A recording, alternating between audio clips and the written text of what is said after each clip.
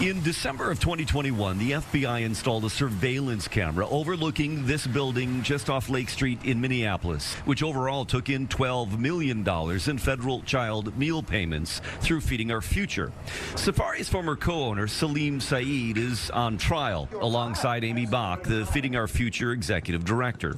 Safari claimed to feed 4,000 to 6,000 kids a day. Its invoices and meal counts shown to the jury alongside the video. An FBI agent testifying that an average of 40 people came and went during the 6 weeks it was surveilled. They sat in my bed, holding hands, came up to it, the whole apartment smelled, and now she's laying on my lap with her motor on, the V8 engine, and the other one's just, fucking taking a nap there.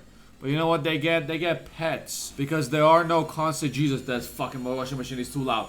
Because they're little donkeys and they do not understand. So there will be no consequences for them. But you know who will have the consequences?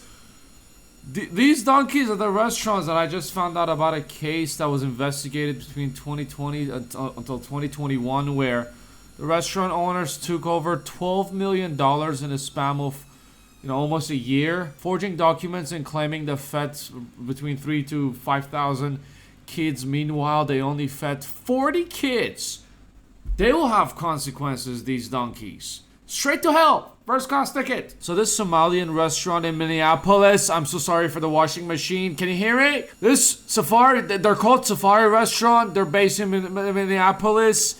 And they, according to documents, they profited more than any of the roughly 200 restaurants participating in the biggest COVID fraud scheme in the country. According to the testimony, the first month they enrolled in a food program in April of 2020, the popular South Somalian restaurant had already made more than $300,000 in income, equivalent to what it made a typical year before the pandemic, according to the financial documents presented before court. And not long after that, Safari would start earning more than $1 million a month from the government programs, claiming that they're feeding thousands and thousands of kids. But in reality, they ate all that $12 million, put them in their bellies. Well, I don't know what they did. They definitely didn't spend it all on food and eat it, but they lived their life and put that money in their pocket, claiming that they're helping kids. It gets louder and louder. I am so sorry.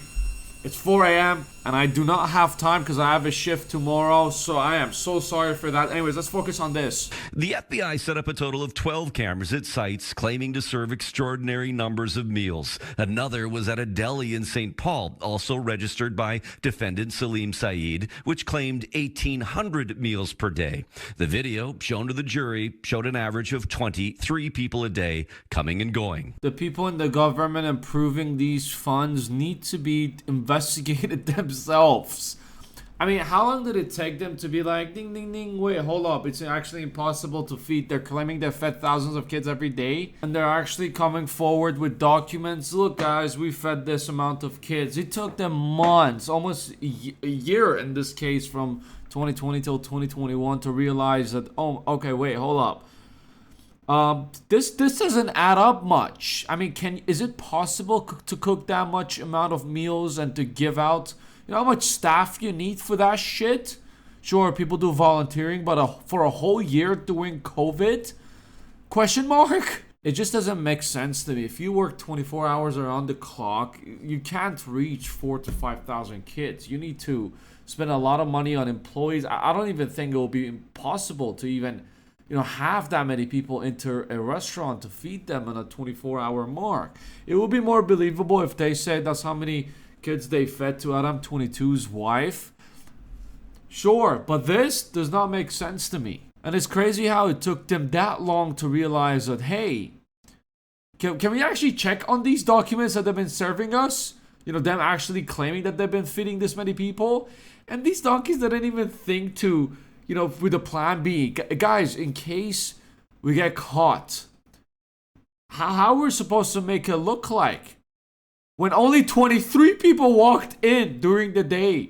Like in one day that the FBI decided to put cameras around and to sit around and drink their coffee and donuts and just watch who goes in and who doesn't. The jury was shown dozens of invoices, meal counts, and emails seized from Feeding Our Future's headquarters in St. Anthony. Some showed links to websites that randomly generated names and ages to create rosters of children who were served meals. Many were signed or sent by Amy Bach, who's charged with wire fraud, along with bribery for the alleged kickbacks that she received. Her defense attorney tried to raise doubt when it cross-examined the FBI agent that they didn't see the back entrance where it's possible meals left packed in trucks for delivery. He pushed back, insisting they'd still see congestion. To that volume, he said, I would say it would not make any sense. Now, obviously, the question many people have, I'm sure you have as well, is what if they delivered that amount of food to the kids, or, they had a shelter camp or whatever, but, it was COVID. You can't really gather up in places like that. So, what makes sense is for them to deliver these type of food for the kids in need. Well, according to the documents, the FBI agent was asked in court, was it possible that the safari delivered meals to clients' homes? And if it were possible that meals were delivered from the back entrance using trucks at times when cameras weren't capturing the area. Is it possible your cameras wouldn't have captured food exiting from the back entrance? FBI agent said no. He added that restaurants delivering thousands of meals a day wouldn't make sense. Do you know how many meals can fit into a U-Haul truck? According to my estimation, it would take around 50 to 200 trucks, maybe even more. I don't know. I'm just, mathing this shit out of my ass right now. To leave the restaurant and for the chefs to cook nonstop, many chefs to do it, but nothing was captured of trucks leaving the restaurants. They were just sitting, chilling, and just receiving $1 million a month. And you'll be surprised how often this shit happens where, people actually donate to these type of places for them to, feed. Not all of them are scams, but a lot of people just, maybe they do it, then they feel guilty. Maybe that they actually have good intentions, but then they realize it's actually impossible and they don't want the money to stop, so they decided to forge documents and just scheme this whole thing and just get paid end of the month like $1 million money that they'll see probably in 5 to 10 years. For a restaurant that size, it's crazy how they their conscience is clear with going forward with this, and it shows how money can actually ruin people and how they can't handle it, and they'll immediately book themselves a first-class ticket to hell for this. I can't find any updates to the case. This shit happened back then. I assume it's still ongoing investigation and, the whole trial is still going on. I'm not sure. Maybe the thing came out, but I can't find any reports of it. This shit started going viral a couple of days ago. That's how I became aware of it. And this was one of the biggest frauds in history of US when it comes to let's help the people in need and the homeless. As it turned out, they were just feeding themselves. Anyways, just wanted to share this with you. Thought this thing was interesting and just wanted to share my thoughts on it. More videos over here. You take it easy. I'll see you at the next one.